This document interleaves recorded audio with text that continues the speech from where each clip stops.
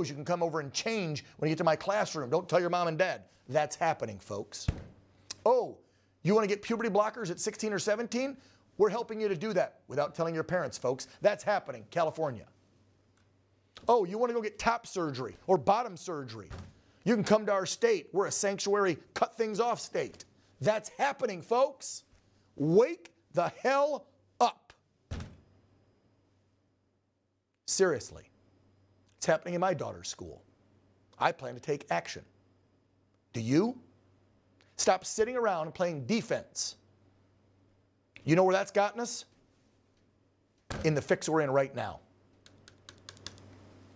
We have got to get in front of this now.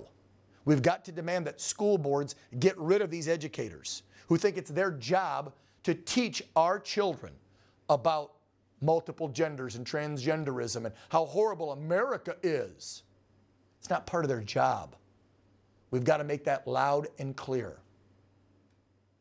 So, let's get to the next guest. Several concerned parents have sent me pictures, we should have them, we can show you, showing tampon dispensary machines mounted in the boys' bathrooms.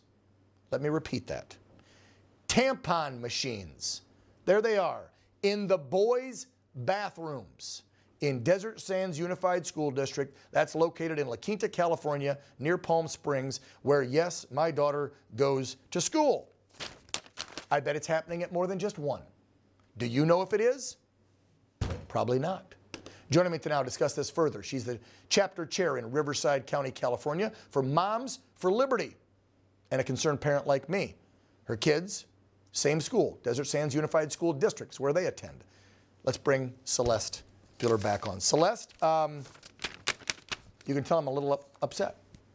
And no, this isn't about tampon machines. It's the bigger picture. When I watch the, I tried to enjoy my vacation, but as I was watching the Project Veritas videos, and I'm letting it sink in that there's teachers out there telling our kids, America sucks, it's racist, you can cut your stuff off and become whatever you want, use these pronouns or else in my classroom. The horrific things they're teaching my kid instead of fricking reading, writing, and arithmetic has to end. And if we don't get more pissed off parents, it's only going to get worse. You're absolutely right. And the whole, these photos of tampon dispensers in boys' bathrooms, they're not coming from parents. Parents aren't even allowed on the school campuses. They're coming from students that are mocking this or are uncomfortable with this. Look, the attempts to erase women and make their unique experiences universal to whomever wants to claim them is not stunning and brave. It's the next level of misogyny. And that's exactly what it is. That's what's happening. We are hearing from students that are actually hiding in the stalls when a male student comes into the restroom. That should not be the case. Wait a minute. Hold on. My daughter didn't tell me that one. My daughter confirmed that the tampon things are there. But you're telling me that, so there's obviously girls in the girls' bathrooms and locker rooms who, when a boy walks in, because the school's allowing this trash to happen, because he identifies as a woman, the girls are hiding in the stalls. Yes, they're hiding in the stalls waiting for the male student to leave. This is absolutely dangerous. This is violating the rights of those children or those female students that are not okay with this, but they're too afraid to speak out and be called a bigot for it. We have teachers commenting on posts about this and saying how we, the parents, are wrong for thinking that this is wrong. They have these new gender counselors or gender identity counselors in our schools that actually in one school district, our neighboring one, Coachella Valley Unified, actually sent an email out to teachers recruiting them to recruit students in K through 5. So elementary students into the GSA clubs. So, we are corrupting our children with this. And I'll tell you one thing, we have a lot of good teachers out there, but they're not speaking up. Not enough is speaking up. Yes. And this is why this is being allowed to happen is because they're also not pushing back, but it's time to. That's a great point, Celeste. You know what? And as you heard me at the beginning of your intro, I said some. I'm not going to throw all teachers under the bus like the left does with police officers and whatnot, where they throw an entire career field under the bus. There are some amazing teachers, but I will agree with you there, and that's who we'll call out and throw under the bus. You teachers who are being silent when you know that your friend in the classroom right next door, while you're sticking to the curriculum in science or math or biology, they're over here talking about pronouns and genders. So why don't you open the door up and say something to that fellow teacher? Why don't you walk into the principal and say, I heard Miss Robinson teaching this today. I don't think it's appropriate. Why don't you as a teacher go to the school board meeting with Celeste and I this week and raise some hell? How about you do that, teachers, if you think it's not right for the other teachers who are pushing this woke agenda onto our kids? Let's do an all call for those folks out there, Celeste. Yeah. And also, this isn't about anything that we're against. Nobody's against the, how you feel or whatever as an adult. But this is compelled speech when it comes to the classrooms and our children. They're being forced to feel this way, to, group think. There's no critical thinking in this. And the kids are even being quiet and when they're uncomfortable about it.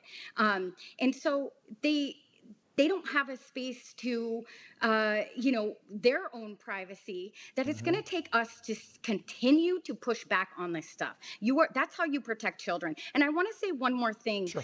Dan, is that, out here, we have a large LGBT community who are also pushing back on this.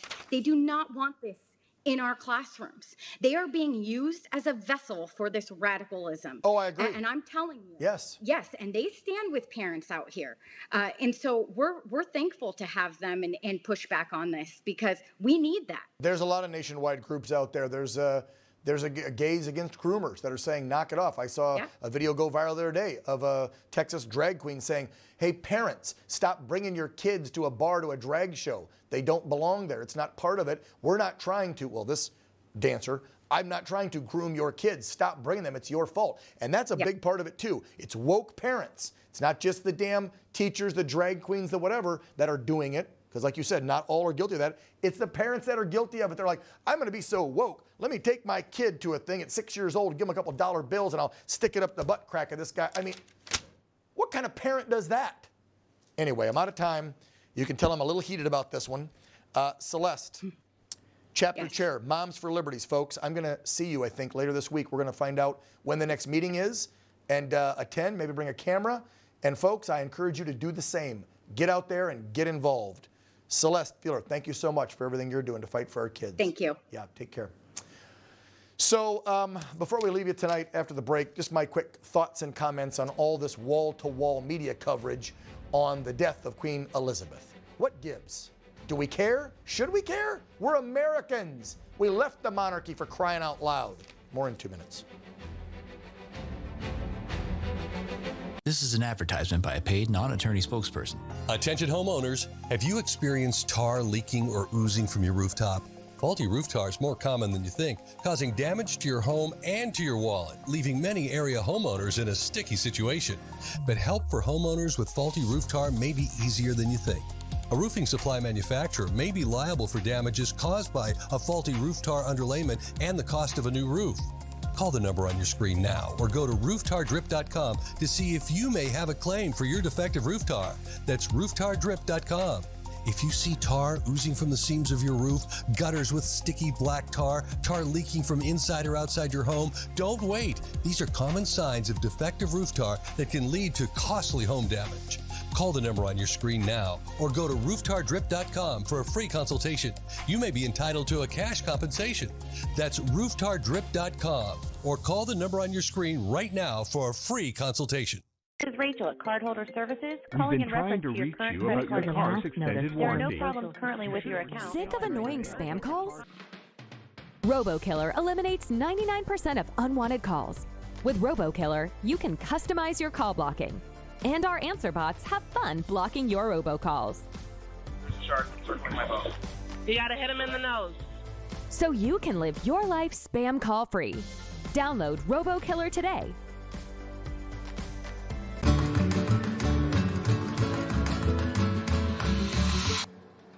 Me gustaría pedir algo de comer. Ah, ok, por supuesto que... How do you learn Spanish? I learned with Babbel. So, Babbel, it's kinda like if my teacher is in your phone? Kind of. And the best part, it's helped me make new friends. Like you. Language for life. Go to Babbel.com and try it for free.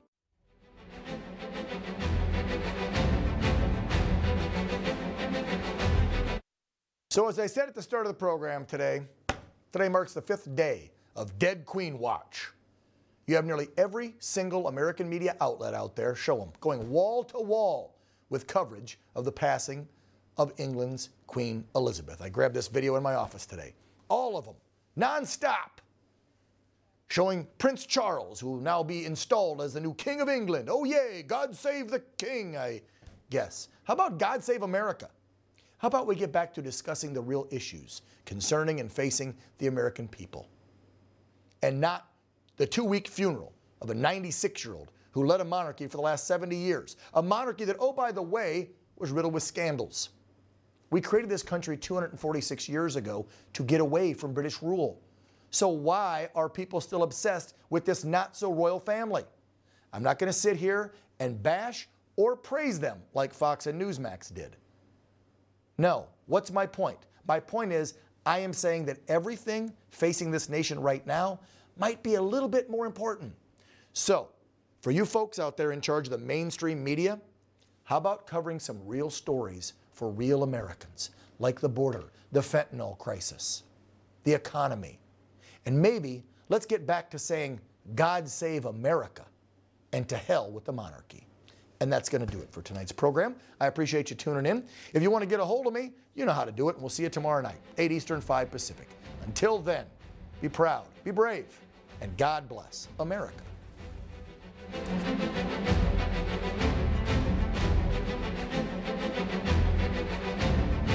Coming up on One America News, the Justice Department recommends a group of candidates for a special master at on the Mar-a-Lago case, the latest litigation there, and recent court documents reignite the debate whether Joe Biden knew about the FBI raid at Mar-a-Lago, why Republicans said the raid could be an abuse of authority.